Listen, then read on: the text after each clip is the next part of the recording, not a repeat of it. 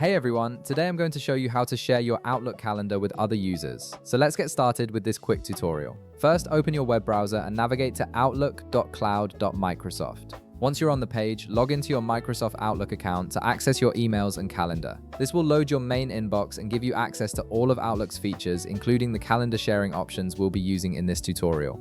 After your email inbox is loaded, look toward the top left part of your screen. You'll notice several icons displayed there, each representing different sections of Outlook. Find and click on the calendar icon to switch from your email view to the calendar menu. This is where you'll manage all your appointments, meetings, and importantly, your calendar sharing settings. Once your calendar menu opens, direct your attention to the bottom left part of the screen. Here you'll see a list of all your available calendars.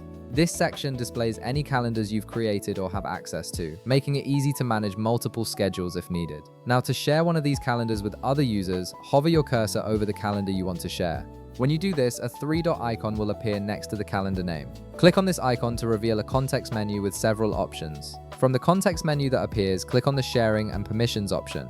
This is the key feature that allows you to control who can view or edit your calendar and what level of access they have.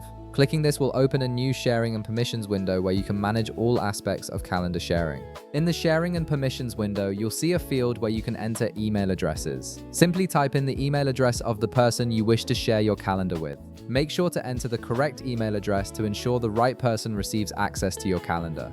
This feature is especially useful for coordinating schedules with colleagues, team members, or anyone else who needs visibility into your availability. Once you've entered the email address, click the Share button. Your Outlook calendar will now be shared with the specified user, and they'll receive a notification letting them know they have access. They'll be able to view your calendar based on the permissions you've set, making it easier to schedule meetings and coordinate activities without constant back and forth communication. And that's it.